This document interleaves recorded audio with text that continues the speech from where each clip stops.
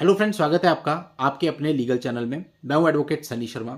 दोस्तों, आज की इस वीडियो में ऑनरेबल सुप्रीम कोर्ट के एक निर्णय पर हम बात करने वाले हैं और इस चीज़ को मैंने एनालाइज किया। देखिए दोस्तों, मैट्रिमोनियल विवाद होते हैं, हमें भी कोई पक्षकार मिलते हैं जो लेमैन है, उनका ये विवाद चल रहा है। उनका एक कहना होता है कि साहब मेरी पत्नी मेरे पे दहेज का मामला ना दर्ज कर दे।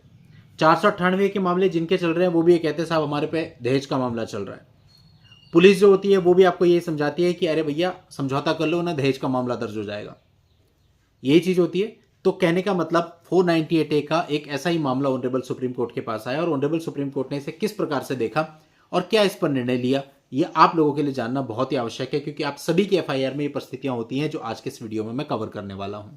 दोस्तों, जब आपकी 498A की एफआईआर दर्ज होती है तो उसमें सामान्य कंटेंट ये होता है कि मेरे को मारा पीटा, मेरे साथ प्रताड़ना करी, मानसिक रूप से प्रताड़ित किया, घर से निकाल दिया, मैंने बार बार कोशिश करी आने की लेकिन मेरी सारी कोशिशें विफल हो गई, मुझे वापस घर में नहीं लिया और मेरे परिवार वाले जो हैं, ससुराल वाले जो हैं, वो मुझसे दहेज की मांग करते थे, कार की मांग करते थे इत्यादि।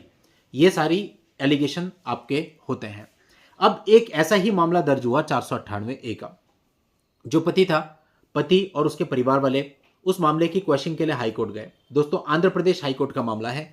आंध्र प्रदेश हाईकोर्ट में उन्होंने अपनी क्वेश्चन पिटीशन फाइल करी और अपने जो भी प्राइमा फेसी ग्राउंड बन सकते थे वो सारे बनाए, जिनमें एक ग्राउंड मुख्य रूप से था कि उनके ऊपर एक दहेज का मामला चल रहा है, लेकिन दहेज तो कहीं मांगा ही नहीं है। आप एफआईआर को पढ़ लीजिए पूरा, एफआईआर में कहीं लिखा ही नहीं है कि दहेज की मांग की गई, तो ये मामला दर्ज हो कैसे गया? तो इस पर ऑनरेबल हाई कोर्ट को निर्णय लेना था। अब आंध्र प्रदेश हाईकोर्ट ने पूरे मामले के तथ्य और परिस्थितियों को देखा, विचार किया और यह निर्णय लिया कि भाई इनकी बात तो सही है, और वो जो पॉइंट था वो क्लिक किया उनको कि भाई दहेज की जब मांग ही नहीं करी गई तो मामला कैसे दर्ज हो गया, और जो वो एफआईआर थी उसको उन्होंने क्वैश कर दिया, यानी रद्द कर दिया।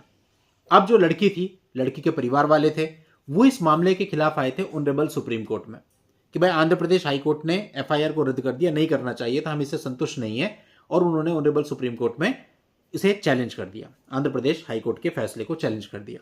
अब यहां पर ऑनरेबल सुप्रीम कोर्ट को यह तय करना था कि आंध्र प्रदेश हाईकोर्ट ने जो निर्णय लिया है वो निर्णय सही है या फिर उसमें किसी प्रकार का बदलाव किया जाना चाहिए। अब सुप्रीम कोर्ट में जब यह मामला चला तो आपको पता है कि सुप्रीम कोर्ट किसी भी चीज को बहुत गहराई से देखता है।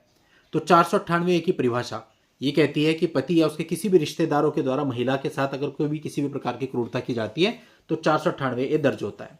इस मामले का मेनली जो कंटेंट था, इसमें दहेज की मांग तो थी ही नहीं, इसमें कंटेंट ये था कि जो महिला है, महिला के साथ मारपिटाई की गई, उसे घर से निकाल दिया गया और उसके बाद उसने वापस आने के काफी प्रयास किए लेकिन उसके सारे प्रयास विफल हो गए। ससुराल वालों ने, पति ने उसे वापस घर पे नहीं आने दिया। यह मेन कंटेंट था, इसमें दहेज की कहीं मांग नहीं थी। और आंध्र प्रदेश हाईकोर्ट ने जो क्वेश्चन करी थी वो भी इसी आधार पर करी थी कि पूरे जो एफआईआर है उनके एलिगेशन में कहीं पे भी ऐसा नहीं कहा गया कि दहेज की मांग की गई है।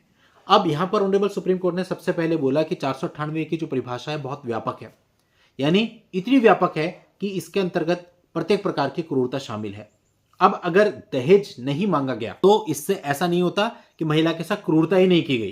भाई मार पिटाई तो वो कह रही है, घर से निकालना वो कह रही है, वापस ना लेना भी वो बता रही है, ये सारी की सारी क्रूरताएं हैं। और 498 जो होता है वो क्रूरता का मामला होता है, ना कि दहेज का। ये चीज आपको भी समझनी चाहिए। जब आपकी एफआईआर दर्ज होती है तो उसमें 3/4 या 3,4 डीपी एक्ट यानी डाउरी प्रोहिबिशन एक्ट धारा लगी होती है, वो धारा होती है दहेज की, ना कि 498A।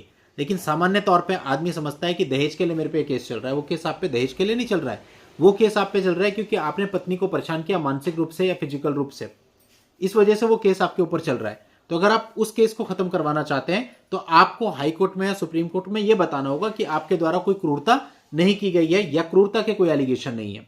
तो यहां पर ऑनरेबल सुप्रीम कोर्ट ने माना कि भाई जो ये एफआईआर है इसमें क्रूरता के एलिगेशन तो है, केवल दहेज के एलिगेशन नहीं है।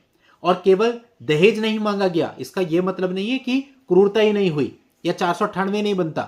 यानी अगर दहेज की मांग नहीं है उसके बावजूद भी 498A की एफआईआर दर्ज हो सकती है और मामला चल सकता है। और आंध्र प्रदेश हाईकोर्ट ने जो निर्णय लिया है इसको सही नहीं माना और आंध्र प्रदेश हाईकोर्ट के मामले को कर दिया सेट असाइड, यानी उस निर्णय को कर दिया रद्द और बोला कि भैया ये मामला चलना चाहिए।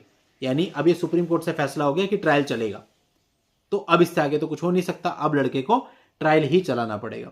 तो यदि आपका भी केवल यह आधार है कि भाई दहेज की मांग नहीं है तो मेरे ऊपर तो 498 नहीं चल सकता, ये लॉजिकल नहीं है पहले तो। और इसी पॉइंट को लेकर के आप हाईकोर्ट में या सुप्रीम कोर्ट में जा रहे हैं तो ये तो बिल्कुल भी लॉजिकल नहीं है, क्योंकि हाईकोर्ट या सुप्रीम कोर्ट बारीकी से देखेगा।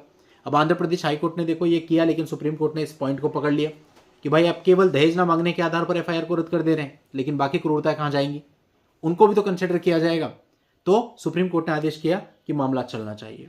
तो इसी तरह से जब आप क्वेश्चनिंग में जाते हो तो आपको बहुत बारीकी से अपनी एफआईआर को, चार्जशीट को समझना पड़ता है। अब लाइव सेशन होता है, वहां पे क्वेश्चन आ जाता है, साहब मेरे ऊपर एफआईआर हुई है, क्या क्वेश्चन हो सकती है, कितने % चांस है, अब आप खुद बताओ इसका क्या जवाब हो सकता है। तो इन चीजों को बहुत बारीकी से पहले समझना पड़ेगा, देखना पड़ेगा, उसके बाद आपको निर्णय लेना है कि आपको क्वेश्चनिंग में जाना है या क्वेश्चनिंग में ना जाकर के ट्रायल ही फेस करना है। तो दोस्तों इस मामले का लिंक आपको इस वीडियो के नीचे डिस्क्रिप्शन में मिल जाएगा, वहां जाके आप इस पूरे मामले की जानकारी ले सकते हैं। आज के इस वीडियो में इतना ही। नेक्स्ट वीडियो में नई जानकारी के साथ मैं आपसे फिर मिलता हूं, तब तक के लिए goodbye and thank you for watching. Take care.